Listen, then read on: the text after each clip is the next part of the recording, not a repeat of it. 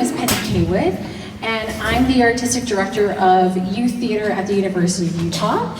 And I am here in partnership with Tanner Dance, and I'm going to turn over to, you can introduce yourself, Miss Marianne. This is Marianne Lee, who is the Artistic Director of... No, it's weird. Okay, great. So in your programs, this might be written up like in the garden, but we're actually taking this book, which has a lot of science connections, which is called Once Upon a Book. So I'm going to tell you a little bit about this book. I've got a blurb there that I'm going to use. This Once Upon a Book was written by Grace Lynn, who has written lots of other books that you may know about. Grace Lynn wrote this during the pandemic when we were all in quarantine. And it's charming. It's a thought-provoking tale that follows this little girl, Alice, which is based off of her daughter, as she is kind of bored at home and then sees a book laying on the floor and goes into the story and then enters and goes into different environments. So she travels to the rainforest, she travels under the sea, she travels, where else does she go? Well, she ends up in the sky in a dust storm, and so she takes this journey, which of course leads her back home. So yeah, she's on the dry desert with camels, she's in the sky with clouds, and then she also is on the moon. So we're going to be taking you through the story with some, we're going to be sharing some visual art with you, we're going to be doing a dance, we're going to be doing a drama, and hopefully we can cram all of that in our time together. Anything else that you think? That's brilliant. Let's Great. go. This is like the first time we have all this awesome tech, so I'm just like happy as a theater person to have a microphone in my hands. I feel at home. All right. One thing I should say though is that we are today a duet instead of a trio. Beautiful Sabrina Theodore, who is our visual artist in this team, and has made you an amazing array of things, and they're all in the lesson plan, and all of this is written down for you, so you don't need to do too many notes, but when we go to move, I'll have you bring your notebooks, so when we do the poetry writing, you'll have that to go back to. Her husband is not well, so she's home today. So we're just sending her great love, and she sent us a video, so we'll have a little video, and she'll talk to us on the video today. But she needed to be excused today, so that's where she is. So we'll just send her lots of light and love and go forward as we do. Okay, so let's do this. Let's come over here, and you can just put your notebooks kind of on the periphery, so when we do some writing, you can jump back to them if you'd like to. Then you don't have to run all the way back here. Let's do that, and we will be facing this way, and we're going to move in this great big space. Remember that tomorrow you will be wearing this very same body that you're wearing today. So just take it easy, do the things that you think feel good, and just, yeah, enjoy. I'm going to move you experientially because I think this is how you're going to remember this part of the lesson, is if you get it in your body, in your brain, in your soul, in your spirit, and in your imagination, then you will remember it and how to teach it. You'll make it your own when you teach it. It won't be mine at all. It will be yours, and or Penny's. And so I'm going to start with the first part, and then Penny's going to pick up, and we're going to put that together. And if we have time, we'd like to put the whole thing together. We're going to share with you Sabrina's springboard ideas for visual art, and be done. And so let's go for it. So bring your, you can take your shoes off if you want. You can dance in your shoes. You might be a little dangerous in flip-flops, but do what's good. Come on out. Alright, so good. Nice to see you. Come on out. Oh, I need my book. Yeah, just put your notebooks down because you're going to need your arms. Right. Just put them on the periphery of the floor. There we go. Okay, we got it. Okay, and come forward a little bit towards the pages so you can see. And all of these things are written down for you. If you want to type a picture of word walls and the words that we generate after, then you're certainly welcome to do so. Come forward. Let's see, Penny. Yeah, would you give us a Scientia. Each of the pieces that I have, there are links in your lesson plan, so you can just go to the links and they will come to the magic website in the world, in the sky, and play the music for you. So I'm hoping they'll all work. We've checked them out, so they should work beautifully. But the music that I chose today is all by Tristan Moore, who's the resident composer at Tone Dance. And so they're from Pieces, and he's at tristanmoore.com. Yeah, so you can look him up and you can buy pieces of his music if you like this music, but I just chose some selections that would be great today and that you can take home with you. Okay? All right. So, at the very beginning, as Penny said, we are coming in to an invitation. Grace, as she said, this is a little bit where the wild things are in terms of the arc of the story. She's not feeling so great, but she doesn't get into trouble like Max does. She's a perfectly lovely child. But as she goes sort of sulking, and the thing that I love the most about this is look at her dress. So by the end of today, we're going to be writing a bit of poetry. On her dress are all of these vocabulary words. And in this one, she has sulking on her dress, sulking on her dress. And then eventually, when she moves into these different biomes, her dress becomes part of the environment. And you'll see that she moves out of the foreground, as she is here. When she steps into the book, she's still this artist. Grace Lynn breaks all the rules, and she becomes as large as she is wherever she is. So she's in the foreground, or she's in the background, or middle ground. All right, so she says, she was tired of everything, so she stomped off, but she tripped over her book. So let's begin today, and she steps into an amazing adventure with birds. Where do you think she might be in the world looking at these birds? She's in the rainforest. You are absolutely right. Okay, in dance, we use our body as our instrument, so we're going to warm up a little bit, and we're going to just take a look at and out. Beautiful.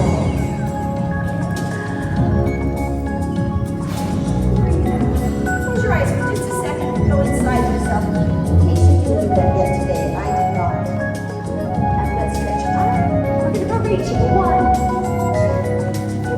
Look at the rainforest. Look at the colors in the sky. It says she looked at the colors.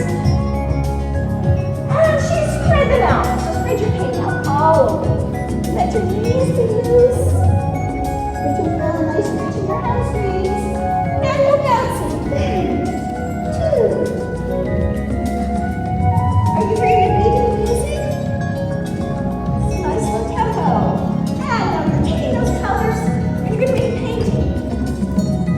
And spread the painting out. And take a look at it. Sure. Beautiful. Let's do that in 1, 2, 3.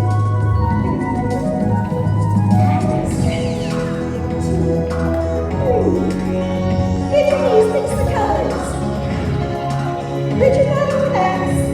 And 1, 2, 3, 4. Let's do it in 2s. 2. Please. Let's do it in 1s. 1.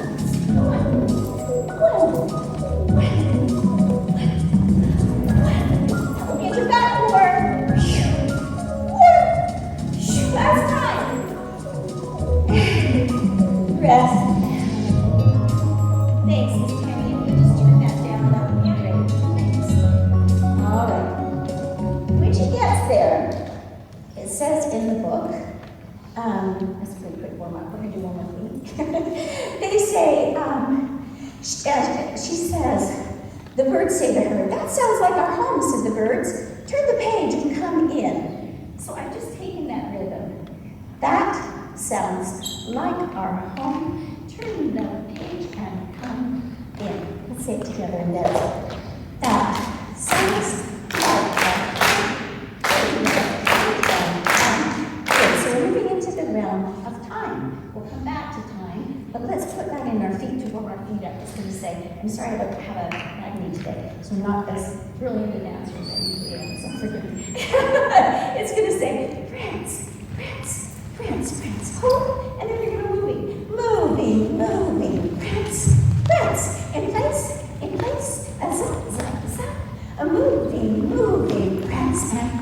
Yeah? Got it? 5, 6, and here we go. It's 1, 2, 3, 4, 5, and 6, and 7, 8. 1, 2, 3, 7.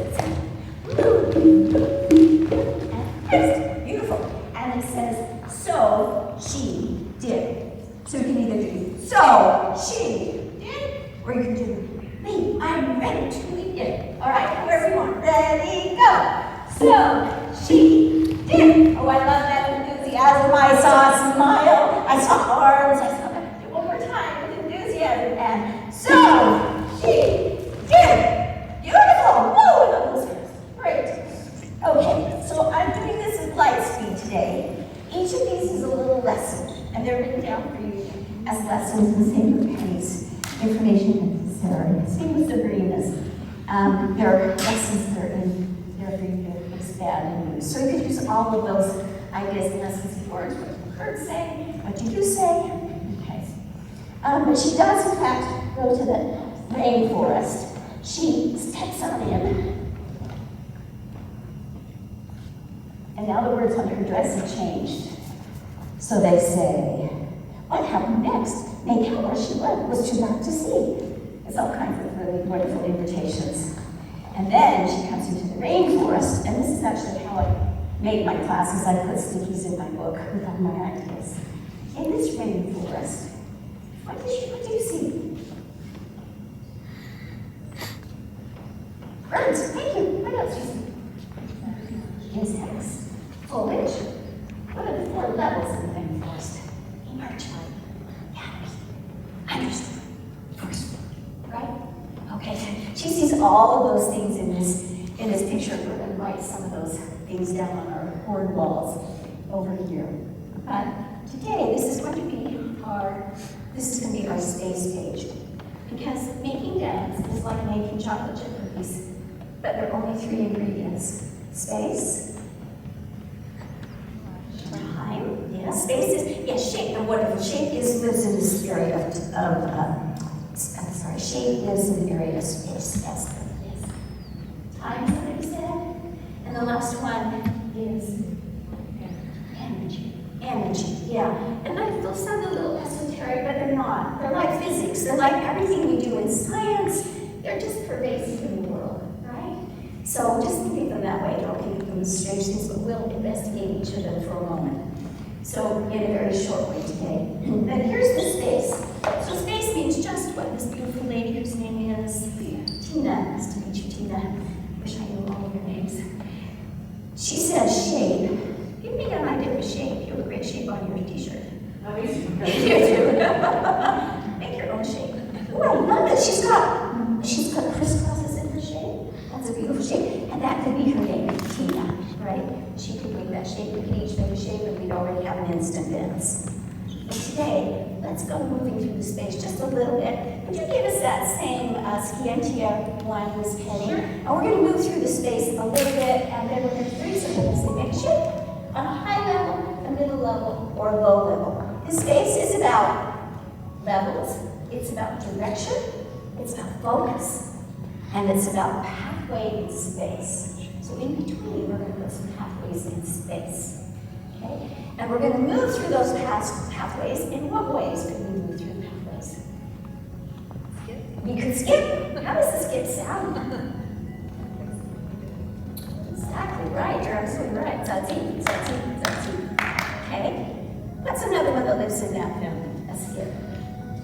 There's another one. Looks like this. I'm not very good at it today.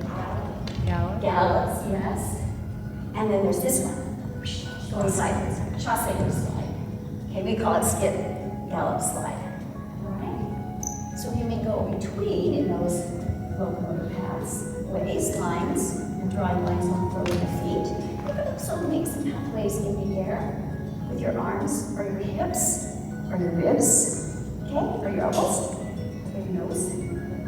Make all of those pathways. Another kind of locomotor is a simple one. Elizabeth, a simple one. Way to locomate, moving through space. You just did one of them coming up to me. She just did walking, so just take a little walk in a circle. And then let it go. everybody go for a little walk in a circle. Everyone. And now, stop for a minute. We're going to get dizzy if we go in a circle anymore. So let's go running in a straight path without going. And running. And freeze. And we're going to do you're all changing your weight from one foot to the next. Each of those 3 locomotive steps, yeah? And freeze. Beautiful. All right. You're amazing dancers. Thank you so much. All right, spit out a little bit more. Okay, back. So when you go in between your shakes, a high shake, and then move in space, try a different locomotive step, try a different pathway. The imagery that you might want to use is from some of those animals in the rainforest. What animals do we have in the rainforest?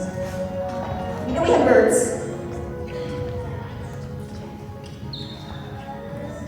Cheetah, yes.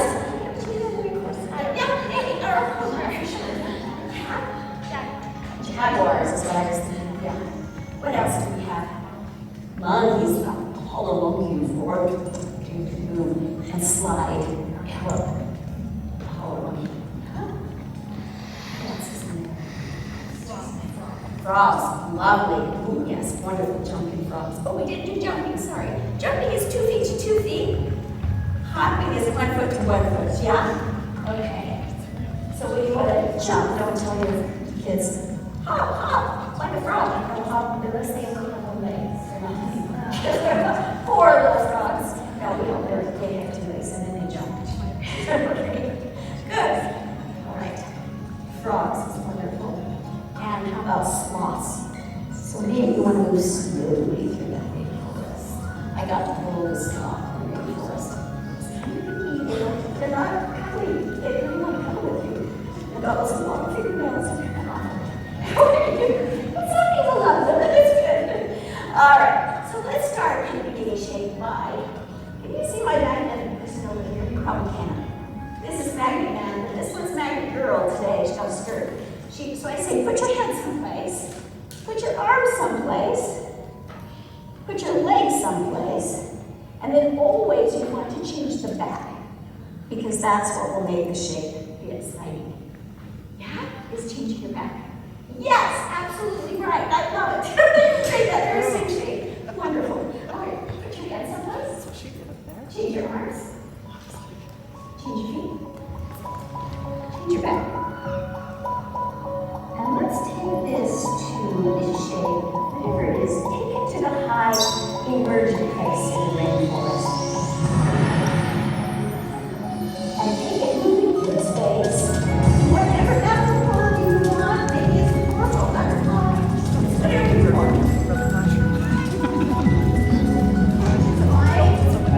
Another shape on your arms. Someplace your hands, someplace your back, someplace in little levels. There now in the forest floor. Now we're going to go into your frog jump to the new place and finish in the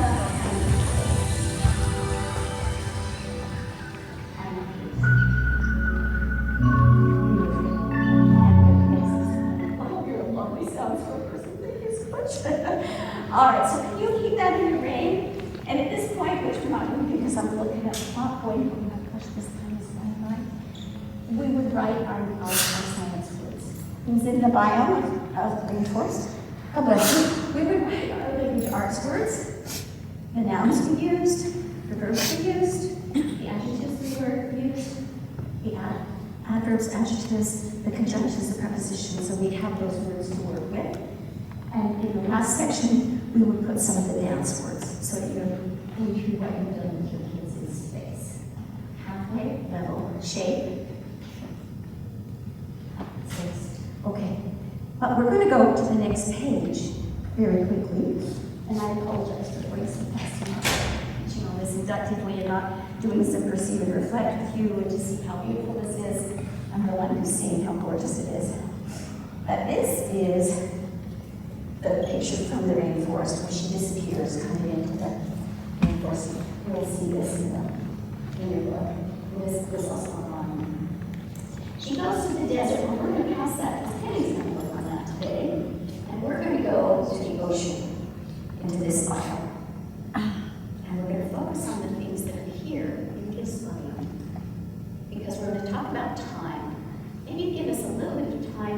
happening, and I'm just going to talk you through this and move you through this as we do it.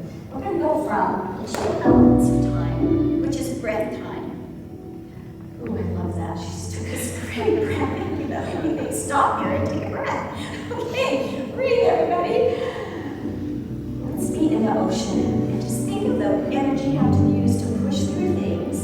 So time is breath time. It can be slow, time can be slow, or it can be fast. But right now we're going to change it to metric time, and we're going to do the octave. So each 1, 2, 3, 4. In a whole note. 2, 3, 4. And another R. This is one sound that moves through 4 counts. Do it one more time. This is also a piece of seaweed. Stretch it to the very ends. Stretch to the end of your bubble. Beautiful whole notes.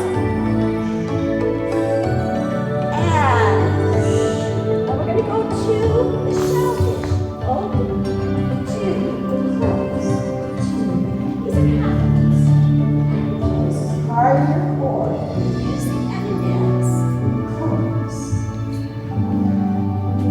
Here is this sort of brittle coral outside of light. 2 pieces of words. Sharp words of fish when it turns. 1, 2, 3, 4. 6 right on the fingers. And now we're going to put like a fish. 1, 2, 3.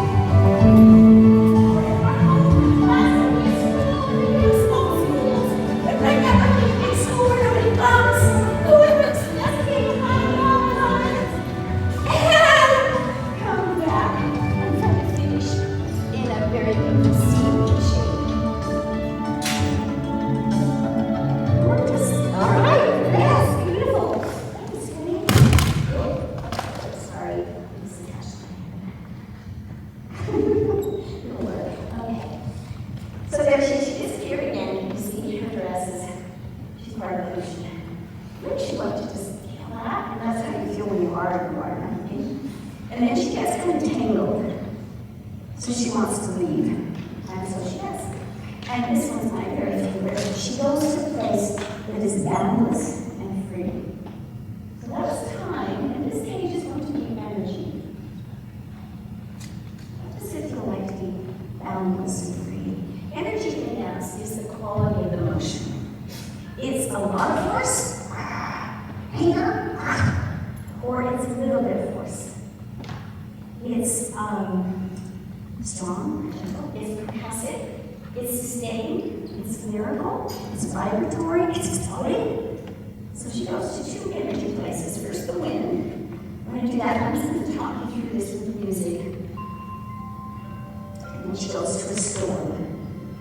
You'll notice there's a white jade rabbit that follows her, which is very typical in Asian cultures to have this little rabbit everywhere.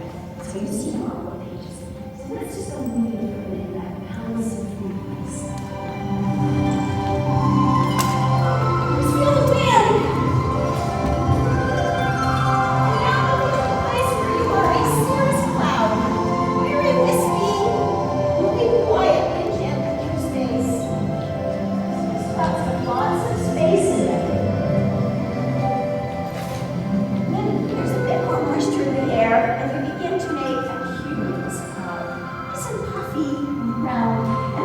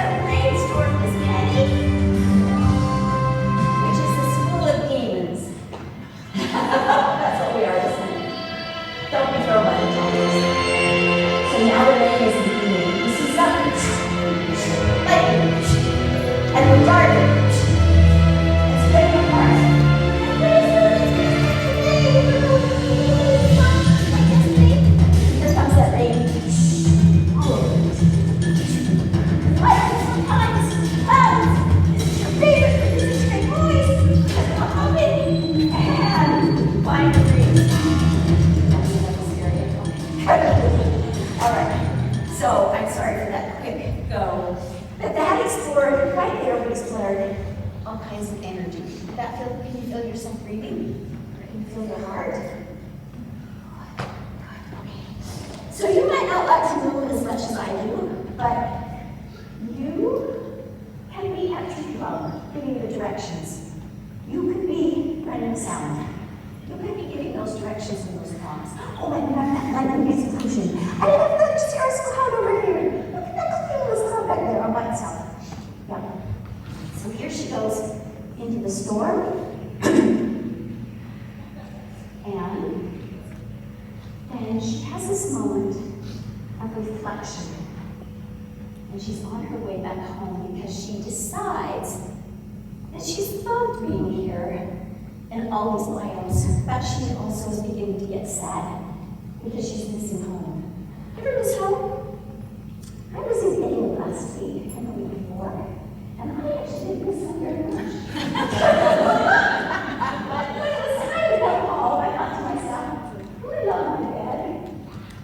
Do I love my herbal tea in the morning? Yeah. So I thought, okay, I'm not coming home. I'll be happy at home. And remember, I learned this on the university somewhere one day when I was so hot and sweaty after dance class. I sat next to somebody and he was really sweaty. Oh my God, I took you home. I thought, Miss Marianne, you are home. You are home now. And start being home. You miss Salt Lake City, but New York City is amazing. So just start being home.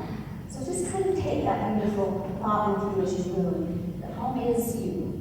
You are home wherever you are. So she goes back and she reflects. Okay, I was dashing. Let's come and sit down for a minute. And I'm going to show you this really close Williams poem. And I'm going to give you a minute to write. Because I think it's important that you get to take it to this level.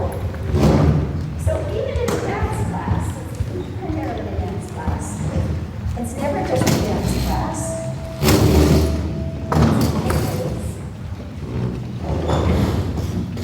I often do writing with my kids, and particularly when I'm in school, I always do. Because again,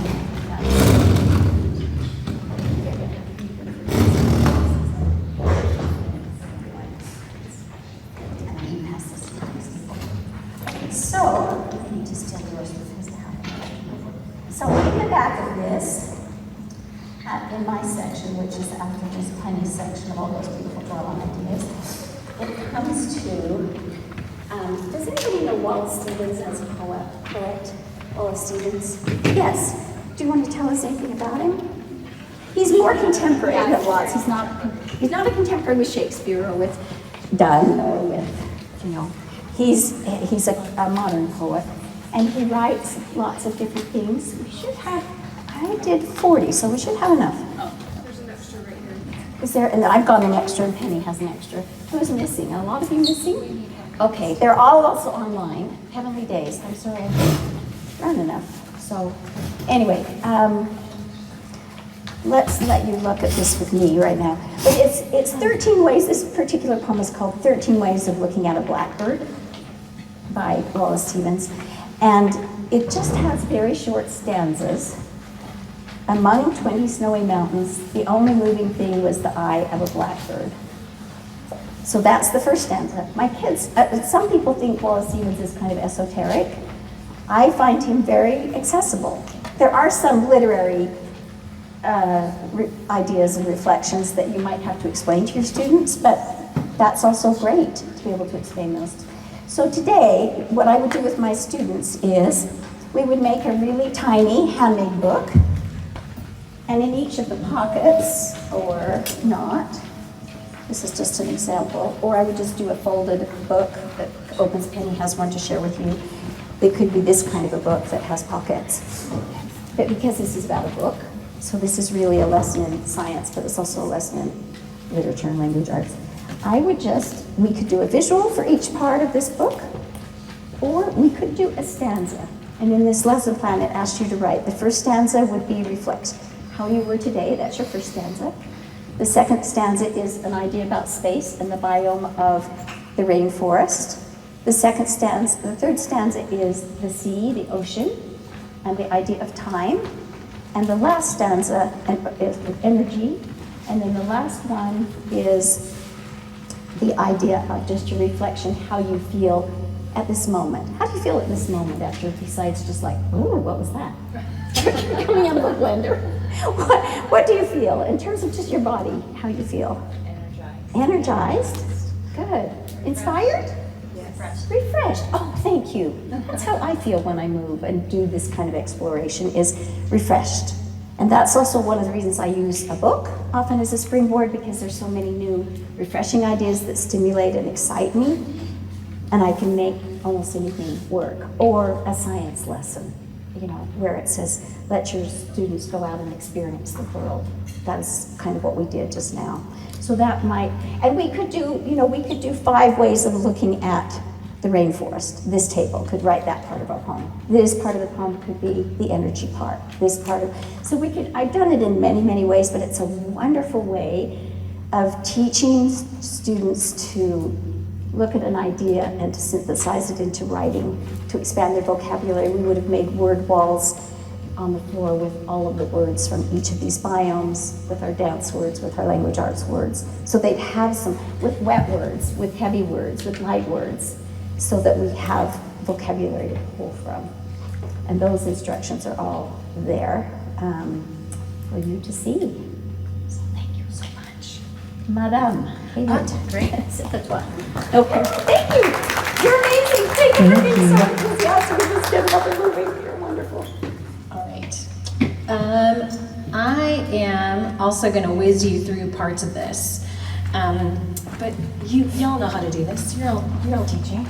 And I may not use that because I don't want to make that go crazy. Do you want this? Oh, here. Go No, this I way. think, can you hear me? I'll just use my teacher voice. I think we're good. Okay, so you've got a lot in that packet, but I'm going to kind of take you through some of the highlights.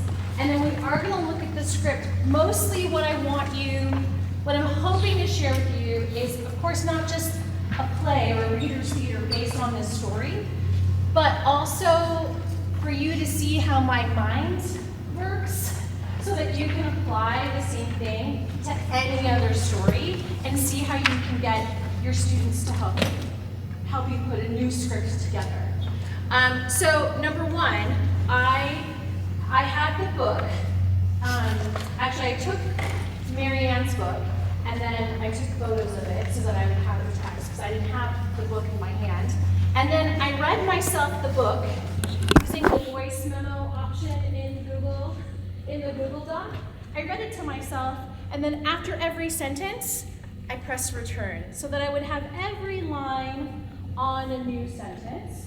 And that's how I always start the scripting process. So that there's a sentence per line, just a line of sentences. In some cases, I'm like, I've got 30 sentences in this picture book. I've got 30 kids, everybody gets a sentence. I'm pretty much done. We could read the story that way, simply just popcorning through the class. But I'm gonna kind of share with you the next step of what I do, okay? But before that, let's just do a super quick warm-up. You'll see all of this is in your thing. It's just kind of broken up in different ways. Here are some of the vocabulary words from the play, from the book. There's a whole list there. And I always love starting with the vocabulary first, so I can make sure that all of the learners in my classroom know what any of the tricky words are. Of course, depending on whether you teach first grade or sixth grade, you may include or not include any of these words. I put in parentheses next to the words things that I might use for the games that I'm sharing with you. So if it has a TC, that means that I think that word could work well for the theater critic game, which is basically like a charades game where somebody steps out of the room and everyone picks a word from the book to kind of make a little frozen image or a tableau of it, and then the theater critic comes back and sees all the shapes and goes, oh, you're crowded, you're quiet, you're calm, so that we get those words in our minds. So that's one game. The second one is just called Color Your Words, and this is one of my favorite games. I actually do this all the way through with my college students, who probably think it's annoying, but the idea is that there needs to be a word or something in every sentence that you say that is more expressive to help you get your point across, right? So we're gonna play that, and I put CW if I thought it would be a good word for color your words. So I'm gonna say a word, you are gonna repeat it back to me how the word means. So I say quiet, and you would repeat back to me, good. Booming. Booming. Whoa, exactly. So I'm not gonna do anything, but you are. Does that make sense? Let's do twinkled. Twinkle. Ooh, nice. Let's try curious. Curious. Exactly, okay? So as we start looking through the play, just know that my expectation in this drama class, in my drama class, is that you will always color one word, and I should be able to tell as the audience, as the listener, as the director, which word you colored. Because that also lets me know what word you think is important in the sentence. This also makes it so that students or young actors aren't emphasizing words like and or pronouns, he or she. Those aren't the juicy words in the sentence, so I don't want them to focus on that. How I might expand this or why I would use this in college, you might wonder, or in high school, Shakespeare. It's the same thing, right? For things that we're not maybe used to hearing, the actor has to do the work to make it clear to the audience what they find important in something. So that's how we play this game. All right. So that would have been, we would have gone through that vocabulary list, and I might pick, say, 4 words or 5 words to play theater critic with, and then maybe go through the list and talk about coloring their words so that the children know that my expectation is that when they're speaking, they're going to pick a word to color, and we've already gone through a bunch of the words from the story. Oh, you're gonna see this sheet in your book, and this is, because it's a book, I thought, ooh, I'm gonna make a little book. So if you haven't made a zine before, I might use that for the words, the vocabulary words, or as a reflection sheet. That's in there. Let me just explain how this works, because it's super fun, and I do this for everything. It's a plain sheet of paper, okay? I fold it into 8 squares, then I fold it hamburger way, and I cut halfway through in the middle. So I just cut it. After I do that, right, I've got my piece of paper and I've got my hole in it. Does that make sense? Okay. Then I'm going to fold it back again like this, and it makes a little book. So I use this for thank you. I use this for like so many things. For thank you cards, for reflection things, for let's make our own little story, let's write our favorite thing. So it's just a simple way, and this is in your, this is gonna make a cute thing for my notes from the conference, because this is in your folder already. What is this nice little piece of art. What's it called? This is, it's just called, it's like a paper folding technique, but people use it for zines because what you do, so Z-I-N-E, because what you can do is you can then like photocopy whatever it is you want, right? And then you can make little books for everybody, just like that, right? I photocopied that. Then I have all the questions or the prompts in my little book for whoever I want. So people would make underground magazines this way by copying and then folding it this way and handing these out or selling them. That's why it's usually, if you look it up, it would be under like zine folding. So that's in there for you. Let's do a really super quick soundscape. So the reason why I like using soundscapes, just the words of the play are important, but how you transition from scene to scene is just as important. We've gotten incredible ideas from Marianne about how we can use dance to get us from one biome to the next, which is great. We can use that to transition in our play. But another way that we can do that is by using soundscapes, okay? So I always create a soundscape map, and then we decide as a class how we're going to break this up. If it's a young class, we might do this all together. So I might say, we start with the book. The book starts flapping and attracts Alice to come to the book. So what could we make for book sounds? What's an idea that we can make with our voices, or but no words, or with our hands, or with anything we find in the classroom? How can we make this sound? Great. So I might decide, if I'm working with first graders or whatever, that, oh, great, what's your name? Claudia. Claudia, we're going to make Claudia's sound. So Claudia, can you show us what that is for book? Show us what you did. So when we get to this, we're all going to go like this. Okay? Now, with an older class, I might say, this table is in charge of this soundscape. You got to figure it out. And when I'm going to give you 3 minutes, and you're going to have this figured out. So I could split it up by table. I could decide that every one of these things, instead of just one sound, might have 4 sounds, right? So this is all kind of up to you and the level that your class is at. Some first grade classes can handle a lot. Some 6th grade classes cannot handle a lot. So it's very just dependent. So we're going to do this when I get to that part of the sequence soundscape map. Then she travels to the rainforest. We might have birds, bugs, there's rain, there are leaves. So let's just, for right now, for this exercise, I just need you to pick something that you think might sound like a rainforest. You can make the sound with your body, with your voice, or with something in your space for rainforest.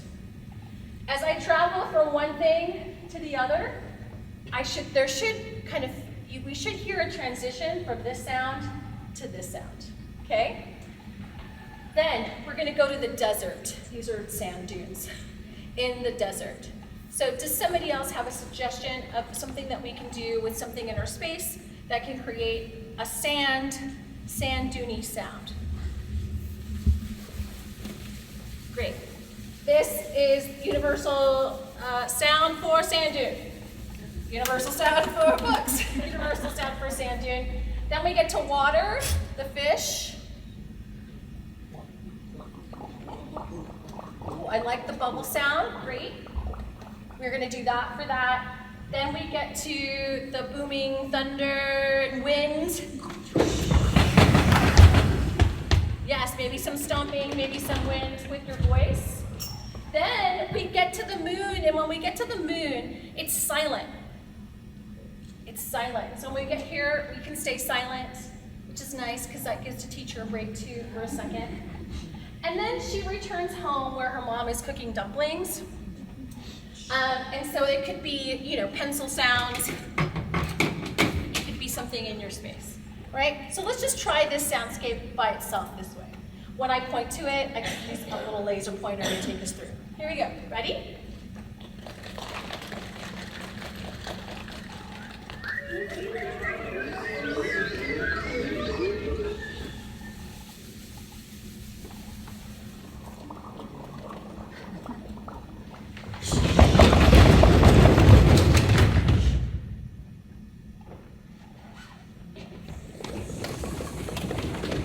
Great. So then I can use this. I love doing soundscapes before I start a story. We're going to read, let's say we're going to read Charlotte's Web. Then I might do a farm soundscape before we even start reading to kind of get the kids thinking of the environment. We're reading a book about bringing the rain to Kapiti Plain. We might go to the African savanna and we might hear it first before we even start reading to kind of really get us, really kind of anchor that setting into our bodies, into our feelings, into our minds. But then I can use this later. Now we've already done this for book. So when the book starts flapping in the play, all the kids know this is the sound we're going to make. Or when we're traveling into, maybe we're going to do a desert dance, as we're getting to our spots on stage, we use this to get us to our place, okay? So I really try to make all of the warm-ups and things that I do something that I can perform later, so that I'm like double timing everything. Great. Questions about this so far? All right, you're excellent students. Okay, so now we're going to take a look at the script. So I told you already that I write everything line by line by line. Here is my Google Doc of this script. I have made a script for you with 26 characters, but you may not have 26 kids in your class. So I'm going to kind of share with you again my process of how I might make less or might make more, so that you understand where that comes from. And I don't like having lead players in my class. I don't want an Alice that's doing everything. So we have to change the location of the story. The story's not going to happen in a home. This story, this time, is going to happen in a classroom. Okay, so we're going to start that way. The other thing I listed for you were the number of lines that the children say, because kids are always line counters, even kids who aren't performers. They count their lines. They want to know how many they have. And I really do my best to try to make it as even as possible. And you're thinking, well, 3 lines, 2 lines isn't that much, but it's also this is the rehearsal process, right? So for a 1st grade class, this might be great. For a 6th grade class, if you want to do something super fast, and maybe you want to perform it for your reading buddies, this is also perfect. Because you don't have that much time, but you still want your kids to perform and really get through a whole process before you start your Shakespeare unit. You want to see, can this child memorize these lines?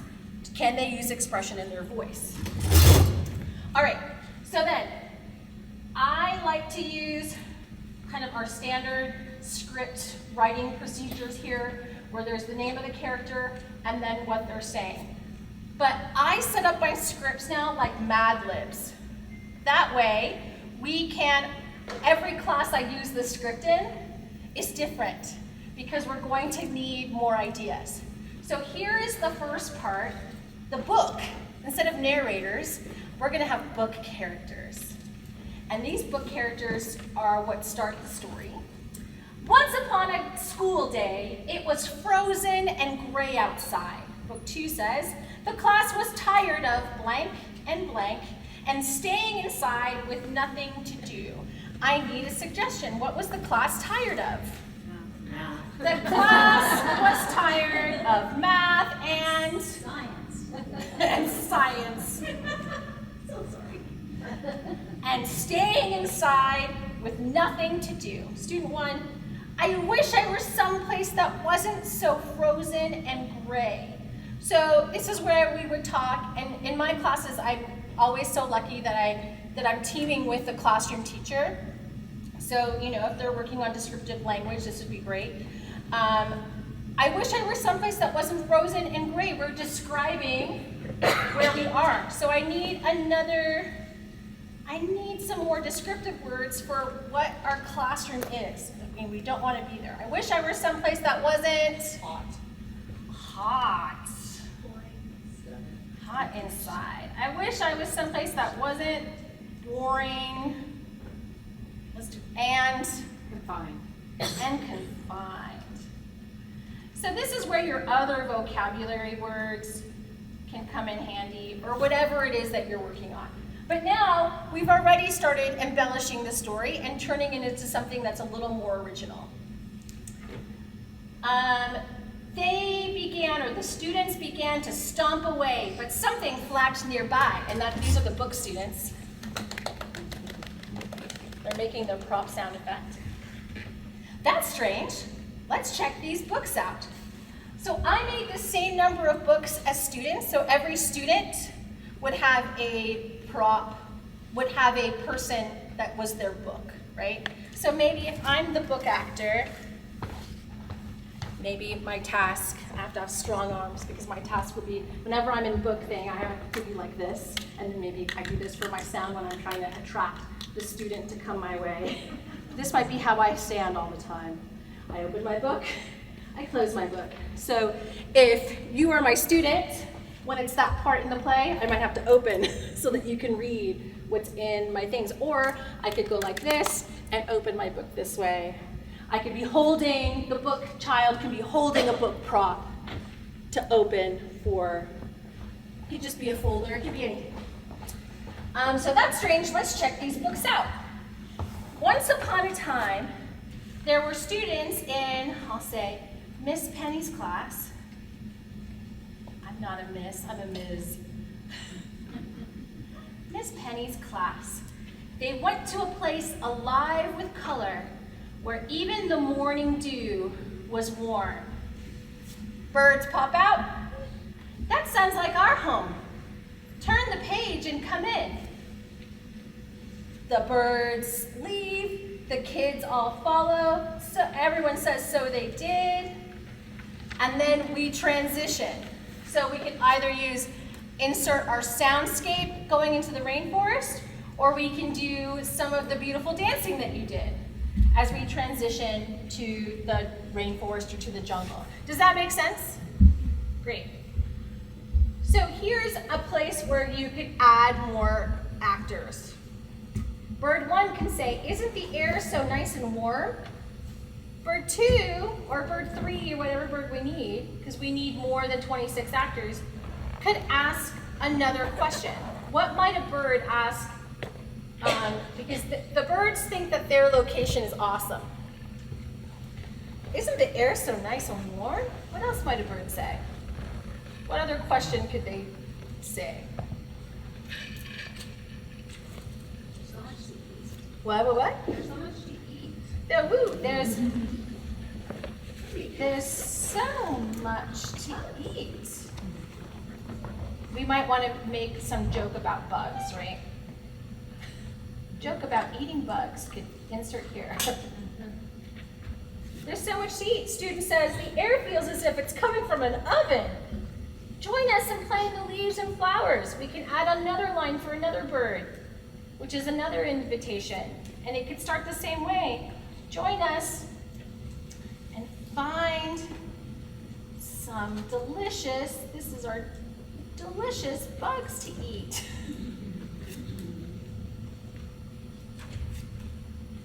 And I could keep going this way with as many students as I have, right? I know I have this many kids, then great, I can just keep adding lines, and I'm not writing them, the kids are giving them to me. So I don't have to come up with it. The other thing I've done is I've made all the students in their little books, have them all write a line from the point of view of a bird. Have them all write a line in the point of view of a camel. Have them all write a line for all the different characters. I collect all of their lines and then pick the best ones, or make sure that I pick something so that every student has a line that they've written into the final play, okay? So that's another way, depending on how much time I have with the class, that I might work it, where they're all writing that first day after we've gone through the story. I collect everything and then spit back out to them a completed script with their lines put in. You'll see that I put in the script spots for a soundscape of rain. And then the nice thing about this script that I really like is that it follows a pattern. And so I've done a page break so that you can visually see what the pattern is, okay? That's really helpful in any sort of first kind of theatrical experience or something that you want to do fast. Like I said, even with an older class, even with high school students, I know I could do this. I could put this play together in about 2 hours with a high school class that could then perform it at a story time at the library or come into a school to partner with the school, okay? So just because it's a picture book doesn't mean it doesn't have, that you can't use it. Because, right, those movement pieces, those soundscapes are all going to be more interesting and more complicated and more complex as they get older. Or they can just stand and say their line. But as they get older, the other parts of it gets more complex. Are y'all with me so far? Fantastic. Great. So, what I think we want to try, let's pick a spot in this play and cast a page so that we can go from one transition to the next, so that we're kind of just putting one of these pieces together. So we did, Miss Marianne, will you remind me like one of the movement pieces that you kind of guided us through?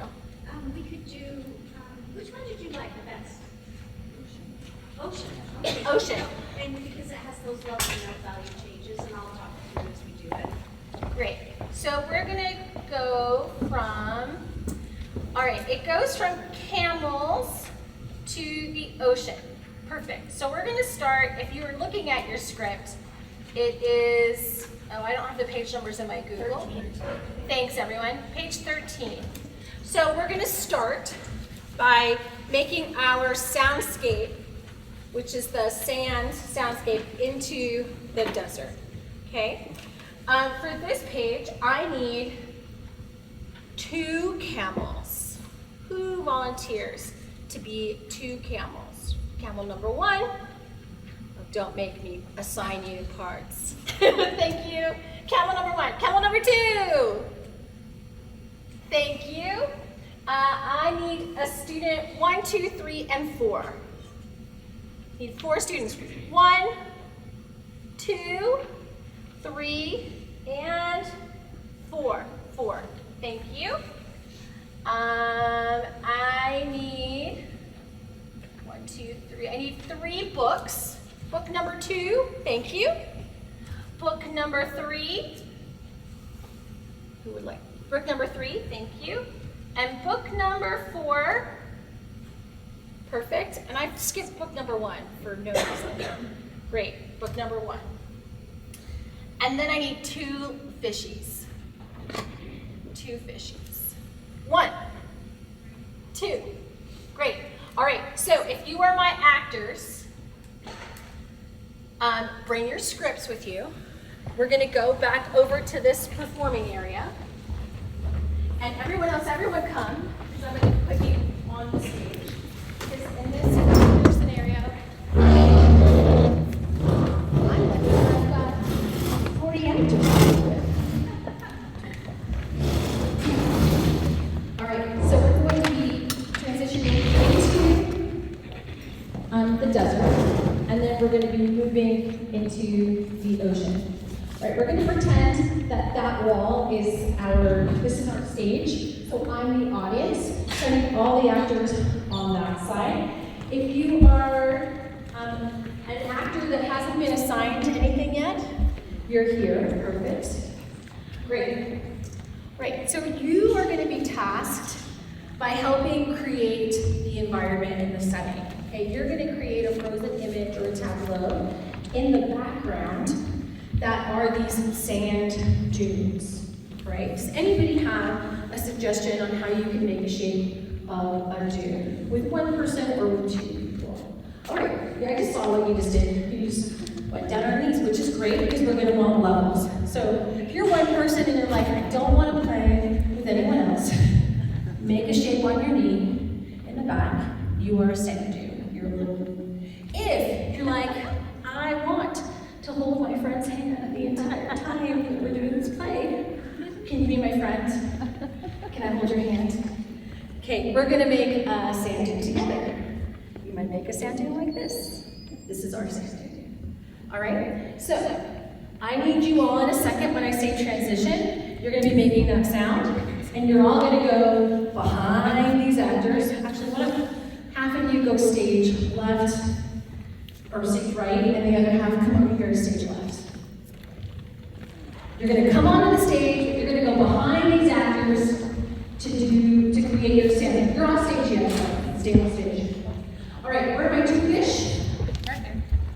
Perfect, great. You're also off stage because you're ready to come on. I need my 4 books. 1, 2, 3, 4. Good, and you can stand in order. 1, 2, 3, 4.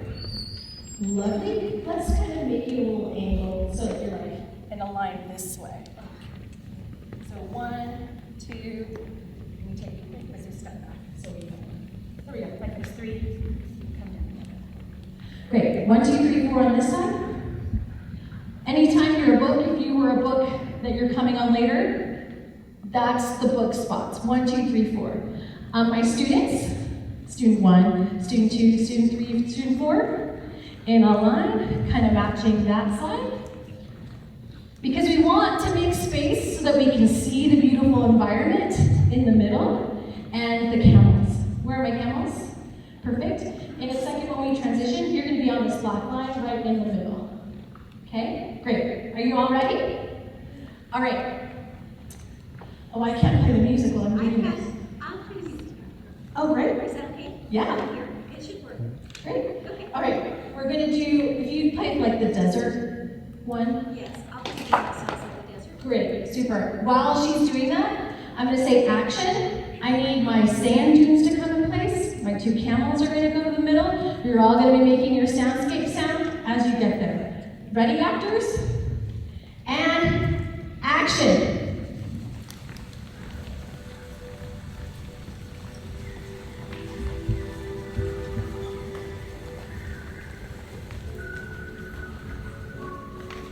Yes. I have classrooms and teachers all the time. All right, so teachers though, I'm gonna let you relax. I wouldn't let the kids relax, because I'm mean like that. But you can relax while we go through these lines. But that was beautiful. What I may do, if this were to happen, and I have too many kids low, I may then suggest some other shapes, okay? Or I just may kind of shift some people around. But here's the other thing, is that I didn't place everyone. So you have to be responsible for remembering where you need to go. And I may, with older students, give them time to write in their scripts where they go, who their partner is, and where they are. Because I don't have the brain space to remember everything. Same with this, that then you are responsible for knowing, and we would even, like that little book that I shared with you before, I have them draw almost like a storyboard where they stand on the stage. So that, again, they are responsible for keeping track of that, and I'm also starting to like build assistant directors so that I don't have to remember everything. All right, so we make it here, and our camels speak first, I think. Don't you love the blazing sun? We're all dry now. Come take a ride with us through the desert. But then a sandstorm blew in. Okay, great. Before you talk, so that we know it's the books, can I get book sound from all the books? So I might insert that, so that we can all turn our attention this way. And I might even say, they're making that sound, and anyone, whether you are sand, whether you are camels, whether you are kids, you're all gonna swish your heads this way, because we can't wait for the book to tell us what's next. So can we go from that last line before the first book line? Come take a ride with us through the desert. We're looking. But then a sandstorm blew in. Sandstorm, we might make that. We might moosh around. This might be another dance. Let's pretend that happened. The kids are in the dance. The books are in a dance. It's the whole class. Sandstorm's over. Then I wish I were someplace that wasn't so dusty and dry. I wish I weren't someplace that was so itchy and fatiguing. I wish I were someplace that wasn't so hot and empty. great. So we didn't go over those lines together with an older class. I might just say, if you end up being student 3 or 4, whatever your numbers were, you've got to make up your own lines. That's your responsibility. And then I would know, as I'm casting it, who I could trust to play those parts. Okay, then what happens? Keep going. We look back. They began to sleep, but something happened flapped nearby. Okay. And then? We went to a place of clear waters. Wait, Oh yeah, you run over, you go to your number book, A place where the sea would refresh them. and you pop in. You're gonna have to pop in all the way to the center. Oh, look at those camels do what you do. That sounds like our home. Turn the page and come in. Okay, so books, and you're gonna follow the fish. The fish are gonna take you to the ocean, and you're gonna start the dance. You're gonna transition us from this right into the ocean as they go off stage. And Mr. Remind us what the moves were. Good. Stretching. 2, 3, 4, and stretch. 2,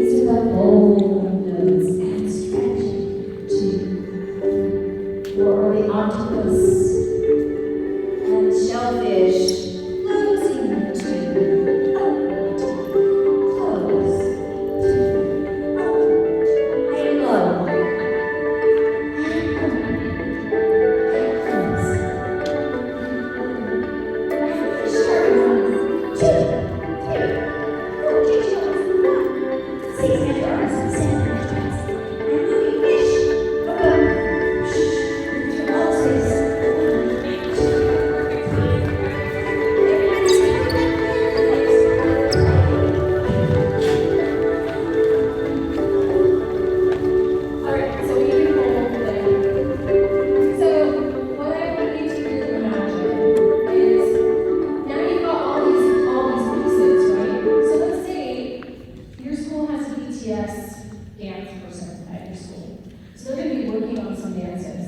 Maybe a 6th grade class could do the play, while a 2nd or 3rd grade class did all of the tableaus and did the dances in between, right? So you could really make it a bigger school celebration, or you could have different classes. Like one class is doing the rainforest, another class is doing the desert, another class is doing this, and it's the story that links all those things together in order for you to kind of build this partnership that's a bigger piece. Or it could be a small piece. This way, the other thing to think about is that even if you're not in the camel scene, you're in the camel scene, right? The other kids, the other 10, 12, 20 kids who don't have lines in the scene are still needed to create the scenery and do that transitional dance. And then at another point, it all switches, and they're going to be the ones in front. Does that make sense? Great. Any questions about this part of that process? Fantastic. I just gave you all my secrets. You're welcome. All right. We've got, Miss Mary is going to share you some stuff that Sabrina has. Yeah, I'm gonna. Can you unlock your phone? Yes, ma'am. And then I will. Let's go back to that text instead.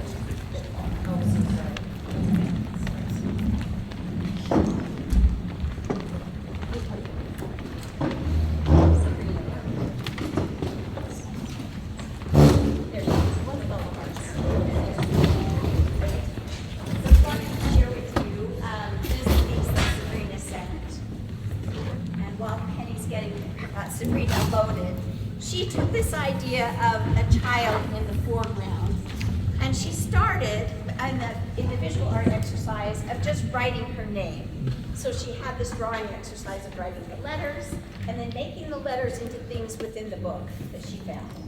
She's wildly creative, Sabrina is. Okay, so she did some of those in preparation here in this one.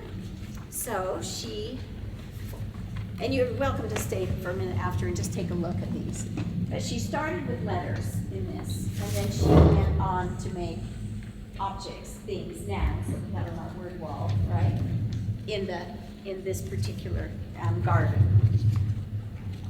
And then she took the idea, this wonderful idea of this garden that's here, and she put a person into this. This is her granddaughter, Marina.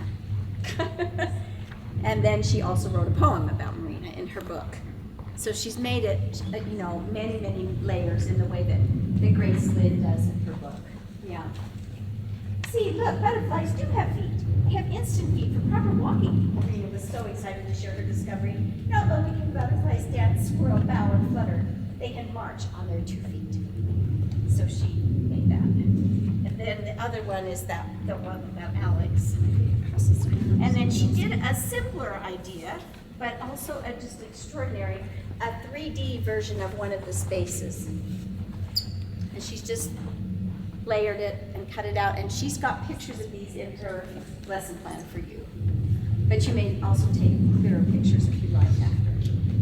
And then here's another one of those 3D ones. She's just used a little bit of that foam stuff that you buy in the dollar store and to make it 3D. Cut it in different places, and then she had the idea of making sure that each of the pages is a reflection of you in this story, which is really lovely. So she's got a mirror here in the middle of it. Visual art extensions. So I think one of the things that I loved about this when she was describing this to us is the idea that she does these like exercises to get kids thinking creatively so that they're not always drawing the same things. Yeah. Right? So it's like start with the word. It could be your name. It could be one of the vocabulary words from the story. And she kind of makes like a dot to dot, but then they use the shapes of those letters to make pictures from. And then you can cut those or then repeat that in the art that you see in the other pages. So it's just a way to kind of get them thinking, not like, oh, I have to draw a butterfly. No, like look at the shapes of the word. Look at the shapes of your name, and then use that to inspire the other. And then the other thing that I thought was cool is just using those foam, the sticky back foam, to help pop out things in your artwork. She has a really simple one where it's like a whole backdrop and then a child picture, but it's that forced kind of perspective. It changes the perspective of things, which is just like, what a smart thing. And it goes so well with our story since the little girl is plopped into all of these different environments that it works so perfectly with that story. And then here's a much more complicated idea of gray. She did a gel thing here, but just with a grayer. And then she has a die cutter, but you can also, she's giving you the instructions for cutting. Maybe not this small. And then I know it would be very tricky to cut this, but it's doable. But then it opens in there. So this one has a Superman. I'm going to pass these because you really need to be able to just look at them and see them. So pass these between tables, if you will. This is an also super easy idea. It's like a trifold, but a trifold with different levels, right? So it's a brochure fold, but you've got things hidden this way. And again, like sticking stuff that sticks out from the sides, and maybe putting a poem, like the poem that, the stanza that Marianne suggests in the lesson plan, or something else, their favorite line from the book or their favorite line from the play. So yeah, let me put this one here. So yeah, please feel free to take photos, even though she does include all of that in there. Should I play your little video? Yes, do. This is just a large pocketbook. I did a scale of the large one and a small one based on this book, The Whispered, which is a similar kind of story where you fill in what happens. All the words fall out of this book on the way home as the girls borrowed it from her teacher. So she has to make up the stories for every page. That's in your biblio in this section. And then there's one more little alphabet one. That's just a very simple one with ABCs. Oh, how lovely. And they're here on the floor for you to see.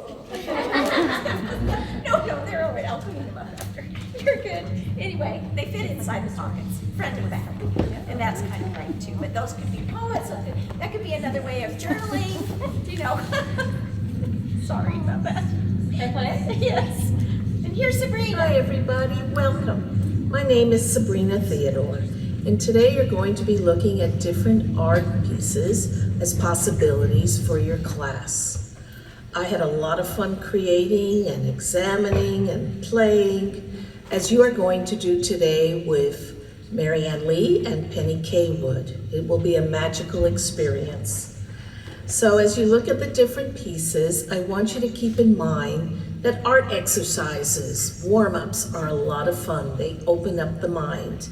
And I was playing with the idea of writing your name and then finding shapes and doodles that you may not have thought before. So as you look at the pieces, look for that as well. And have lots of fun. I'm available if you have any questions. And my last thought for right now is have lots of fun. Be who you are. Remember, I say to myself, there'll always be somebody taller than me with a better hairdo today, better house, etc. But nobody can be me. I want to be the best of who I am. And I say that for you too. Have lots of fun, everybody. Enjoy. Great. And we've got Sabrina's